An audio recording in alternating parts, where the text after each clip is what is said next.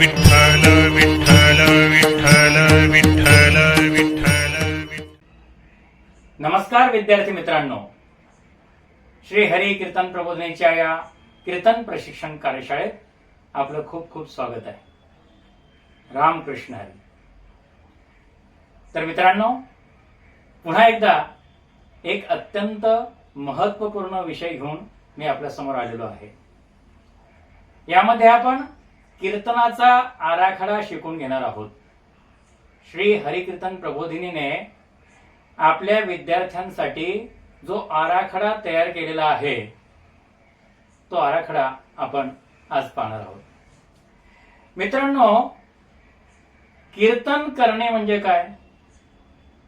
तर नुसता एखादा अभंग घ्यायचा आणि त्याच्यावर निरूपणात्मक काहीतरी बोलायचं, म्हणजे प्रत्येक चरणाची उकल करायची, असं आपण समजतो.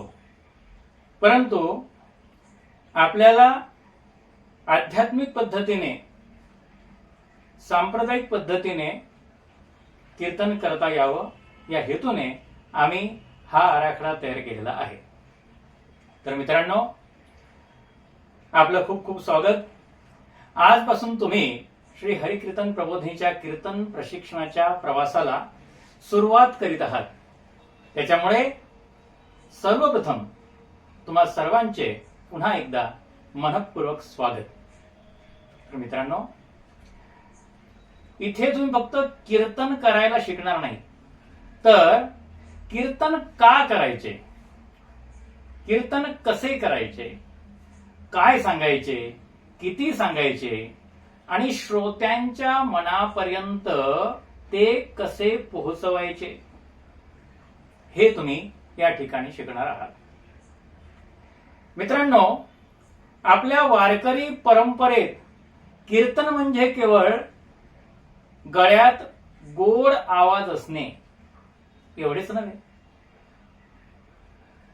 आपल्याला टाळ चांगला वाजता येतो, 2-4 अभंग पाठ असतात आणि सर्वात महत्वाचे म्हणजे की आपल्या हातामध्ये एकदा माईक आला की आपण झालो कीर्तनकार, असं तर मुळीच नाही. मित्रांनो, कीर्तनकार हा संत वाङ्मयाचा संवाहक असतो. संवाहक म्हणजे काय? तर कीर्तनकाराच्या मुखातून संतांचे विचार श्रोत्यांच्या कानापर्यंत जातात आणि कानातून मग ते मनात जातात आणि मग मनातून ते त्यांच्या आचरणात आले तरच आपले कीर्तन सफल झाले, असं आपण समजलं पाहिजे. तर मित्रांनो, म्हणूनच श्री हरी कीर्तन प्रबोधिनीने आपल्या वारकरी कीर्तनाच्या प्रशिक्षणासाठी एक अत्यंत शिस्तबद्ध, अभ्यासपूर्ण आणि तरीही सुगम असा अभिनव निरूपण आराखडा तयार केलेला आहे.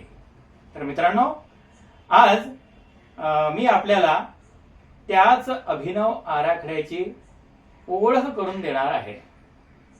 एकदा आपण हा आराखडा का तयार केलेला आहे हे लक्षात घेतलं की पुढचं शिक्षण सगळं सोपं होऊन जाईल. सर्वप्रथम पहिला मुद्दा म्हणजे काय? तर आम्हाला असा हा आराखडा तयार करण्याची गरजच का पडली?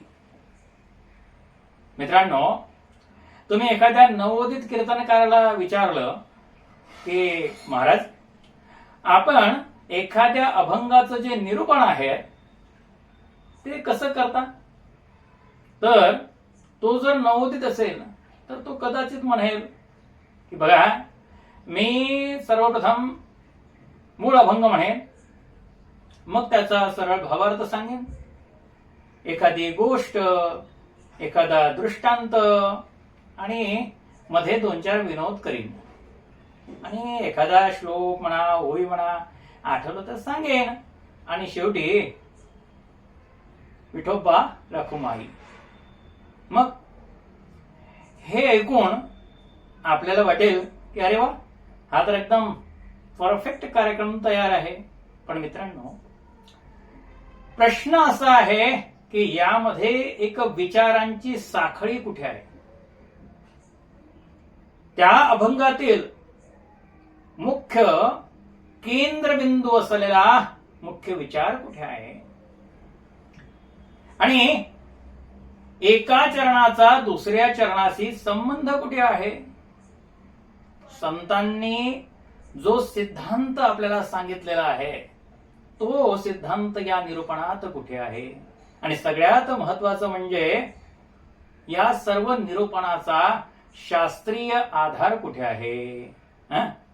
आणि एक गोष्ट मात्र या सर्वाहून महत्वाची आहे की कीर्तनाला आलेला जो श्रोता आहे त्याने घरी जाताना आपल्या सोबत काय घेऊन जायचं आहे.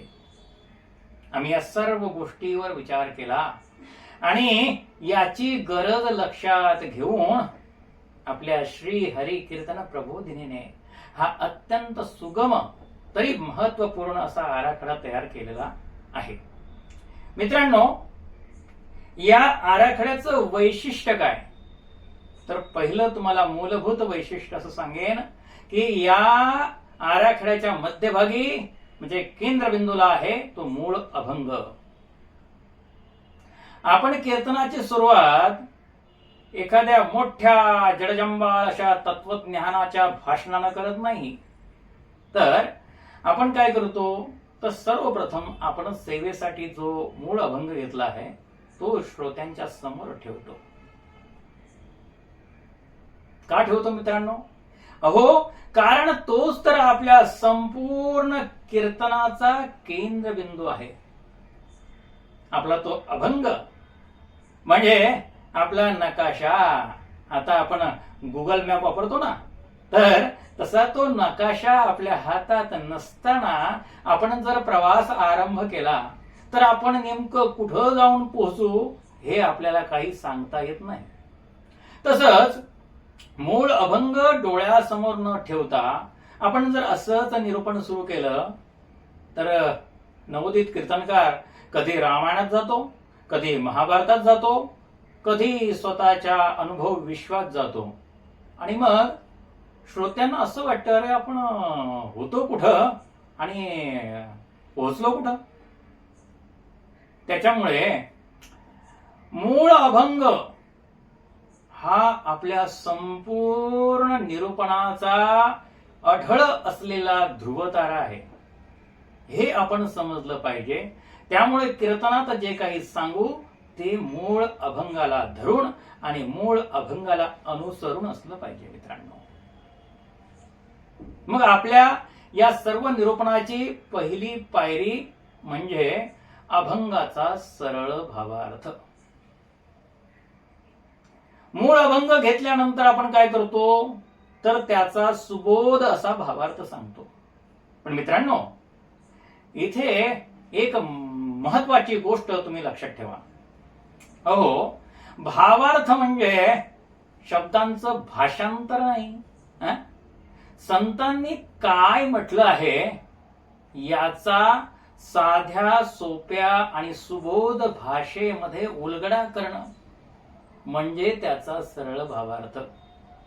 आता उदाहरणार्थ एखाद्या संतांनी असं म्हटलं असेल की परमेश्वर माझ्या अंतःकरणात आहे, तर आपण केवळ असं सांगितलं की देव आत आहे म्हणजे आपला भावार्थ पूर्ण झाला का?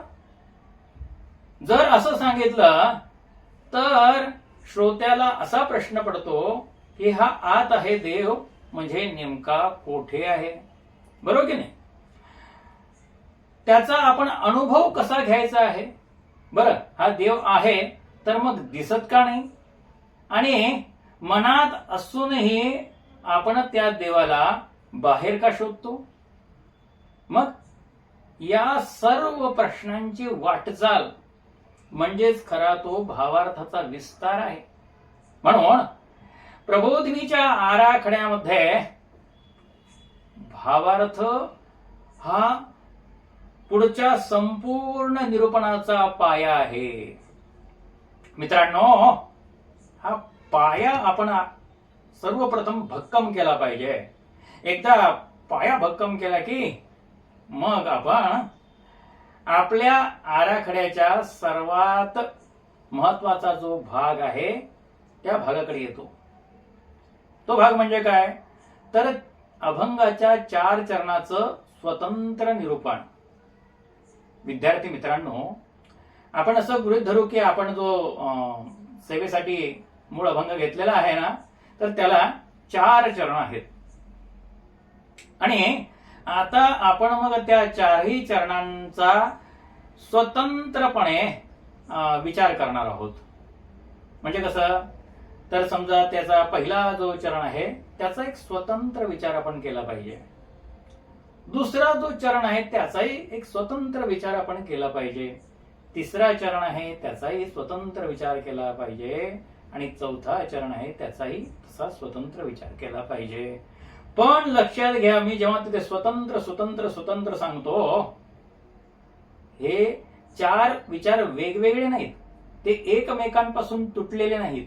तर मित्रांनो, हे 4ही विचार एकमेकांशी जोडलेले आहेत. कसे जोडलेले आहेत, तर माळेमध्ये मणी असतात. हे मणी वेगवेगळे असतात, परंतु त्याला जोडणारा जो धागा असतो ना मित्रांनो, तो धागा हा एक असतो. म्हणून आपल्या निरूपणातील सांगायचा मुख्य आध्यात्मिक विचार हा त्यातला धागा आहे. आणि हा धागा आपण नीट सांभाळला पाहिजे. मित्रांनो, आपण असे अत्यंत महत्वाचे सुंदर सुंदर व्हिडिओ घेऊन आपल्या नेहमीच भेटीला येत असतो. आपल्या चरणाशी एक नम्र विनंती आहे, आपल्याला जर हा व्हिडिओ आवडला असेल तर कृपया त्याला लाईक करा, त्याच्यावरती तुम्ही योग्य ती कॉमेंट करा आणि आपल्या मित्राशी हा व्हिडिओ शेअर करा.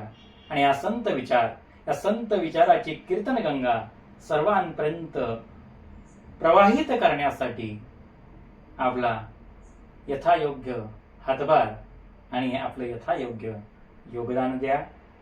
खूप खूप धन्यवाद. रामकृष्ण हरी.